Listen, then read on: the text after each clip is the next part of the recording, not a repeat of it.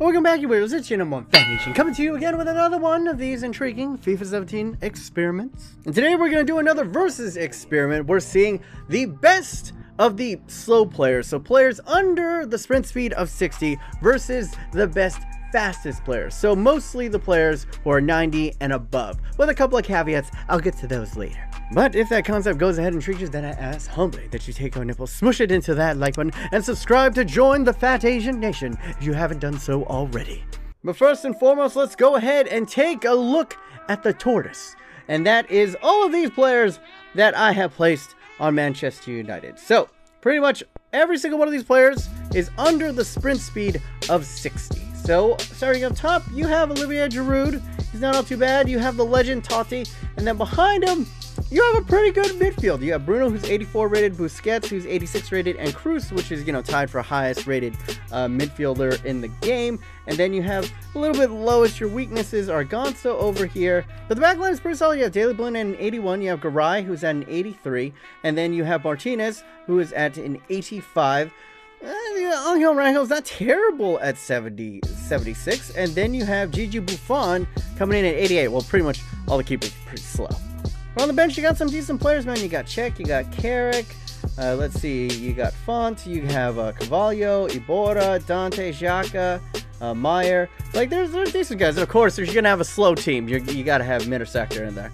And the team they'll be rocking up against is this Manchester City team. Now, to clarify, this isn't just the purely fastest teams. These are all the best players who have 90 pace or above in most of the positions on this pitch. Okay, so starting off, you have Ronaldo, you have Aubameyang, you got Bale up top. Yeah, that's a lot of pace. Now, in the midfield, though, I'm not totally sure. I think all these guys have above 90 pace. Let's go ahead, check. Cuadrado can play the cam position, and yes, he does have 93 spin speed. And then Royce has 91, and then let's see, Gini Wijnaldum only has 85. So I had to go a little bit lower in order to find like center mids and cams. So I went 85 sprint speed and higher for their midfield. And it was the same for center backs, because there are only 2 center backs in the entirety of career mode that have above 90 pace, I think. So that would just screw them over for the season. So I went 85 speed for them. And as you can see right here, Abraham is 85 speed, along with 79 rated Vogt over here, who's 85 speed as well. Now on the left back position, you have Jordi Alba, who's at 93, and then over here you have Carvajal, but I'm actually going to switch in Bellerin to just get a bit more pace, 94 sprint speed. And of course, there's not going to be any keepers with over like 90 pace in the game. So what I did is I took Bellerin off here, and he is the fastest keeper in the game with 77 sprint speed. Not all too shabby. And then the other two, they're not exactly blazing, but 68 and 70. Not bad. And then on your bench, you got a bunch of speed merchants. You got Neymar, Rashford, Sterling, Vardy. I think Carvajal is actually like 85 sprint speed. Yeah, so he's still pretty up there. Sane, Dalber is extremely quick. Mane, Timo Werner, Alexandro. Just look at these Blazers. And of course, these two Mexicans. This Pineda kid is in, look at this, 87 sprint speed. And then you look at this Pizarro kid, 87. Both of these little Mexicans, if you're playing career mode, get these two, man. They're absolutely flying your midfield. What we're going to do is we're going to send through an entire season of the Premier League and see where these two teams finish. And so I am not biased in this one. I'm going to be coaching as Southampton. We're just going to see. We're just going to see where these two turn out. And as we go ahead and set up this season, this is kind of where I should make a prediction. Well, you guys can go ahead and make a prediction. Who do you think is going to finish higher? I'm not totally sure if either one of these teams can actually win the league. So let's just say which team will reign supreme, which team will finish higher in the league. And based off of what I saw, if you're just going off of like total numbers, the Pacey team just looks so sexy, but I gotta ignore that, because I think it's like a psychological trap. You know what I'm saying? Because you see all those sexy names, and the offense is always going to be sexier than defense. So you see the names of like Royce and Ronaldo and Aubameyang. Gets too sexy. You get too turned on, your nipples get too hard, and it freezes up your brain knocking.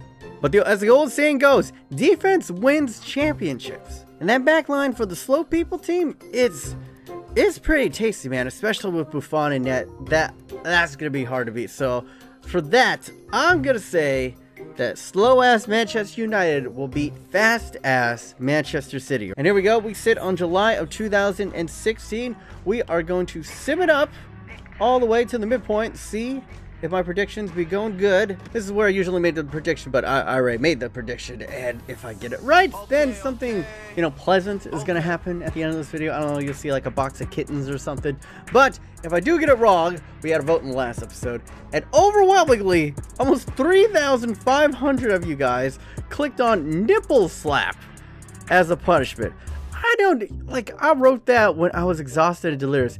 I don't even know what I'm gonna do for a nipple slap. I guess, like, Mrs. Monus will slap the shit out of my nipples. That's what nipple slap is gonna be. So there you go. But until then, let's go ahead and advance it. Joel Wheeler, take it away. Go time wizard! Alright, we're in January 2017. Let's go ahead and take a look at the player stats and see who's doing well.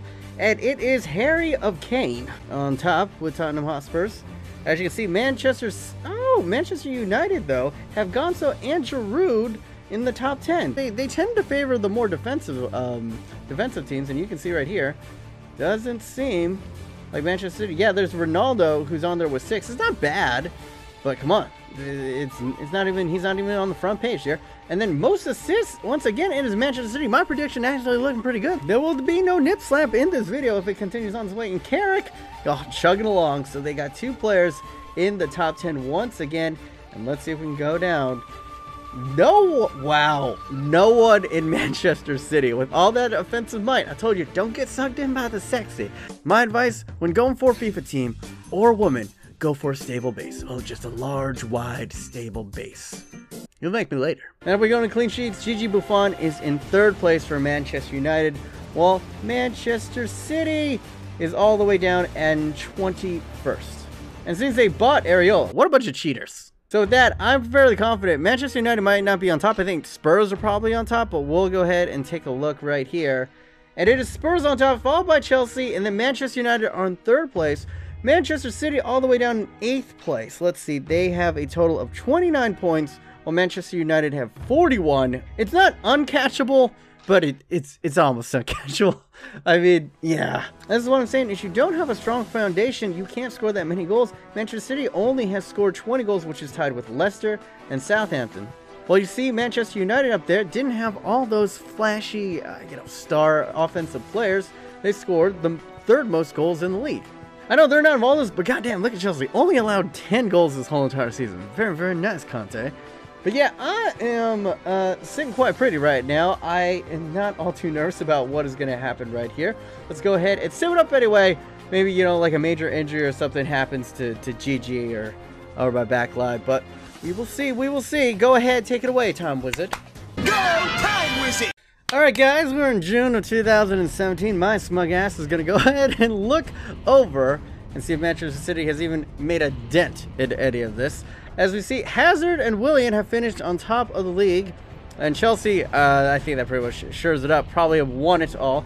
Though Manchester United have slipped very far down the pecking order, all the way into 13th. They only had 11 goals with Giroud. If we go a little bit further down, we'll see that Manchester City's Bale had 10.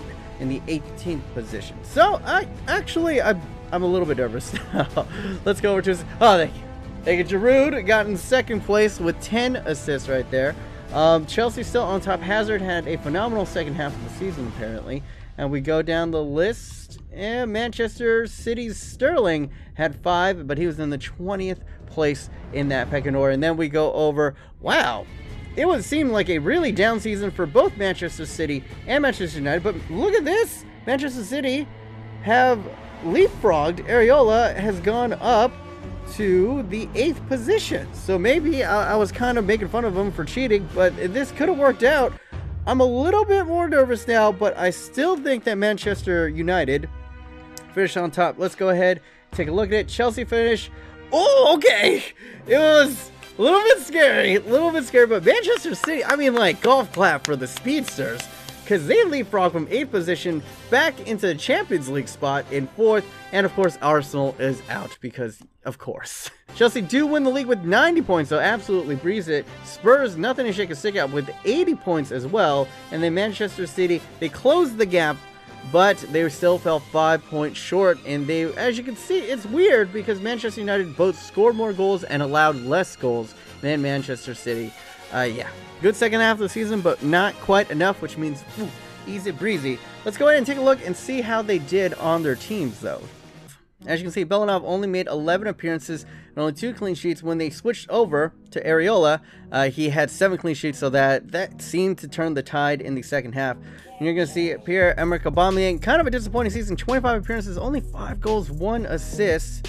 Jamie Vardy didn't play, like Timo Werner didn't play. Rashford got 9 games, 1 goal. Gareth Bale played 28 games, 10 goals, 3 assists. Not a terrible season. Raheem Sterling, pretty disappointing with 1 goal. Sadio Mane only. Cristiano Ronaldo, 17 games, 8 goals, 2 assists. Not all too bad. And Neymar had 14 games, 9 goals. Probably had the best goal per game ratio of anyone. Kind of curious why he didn't play more. Leroy Sané actually got a decent amount of games, and Juan Cuadrado got a lot of games, but only outputted 2 goals and 2 assists. Marco Reus played 22, contributing 5 goals and 4 assists. Decent from him. And this is the interesting part in their center backs. Beyond Kevin Vogt, Ikopara, Wynn, Bastions, and Abraham, they seem to spread out pretty evenly between those 4. Manchester United deployed a platoon of keepers, Farman, Cech, and Buffon, each getting over 10 games apiece, and they all did relatively well clean sheet wise. Striker positions, as you can see, Giroud was the main man, putting in 11. Laurent had a decent amount of games, 5 goals, and Meyer netted 3. And then Alex Allegria, one of our youngsters with like kind of more high-end potential, got 7. A good, pretty damn productive season from him, considering he only had 15 games. Wow, a lot of games for Granit Xhaka and Juan Carvalho. They seem to actually favor more of the youngsters in this. And Dejan Lovren got 23 games and 4 goals. I mean, you know, who would have ever thought, but Lovren might have been the difference between me getting slapped in the nipples or not. So thank you, Lovren. But yeah, that would be it for this experiment. Go ahead, enjoy this box of kittens right over here. If you want to go ahead and check out my last FIFA 17 career, go ahead and click over here. Digsy Poos, if you want to check out the emotional World Cup episode about China ruins everything football career mode, go ahead and click that here, Digsy. But yeah, that is it from BMOnus. Hopefully you guys are having a wonderful day. Remember to stay yourself, stay humble, and be weird.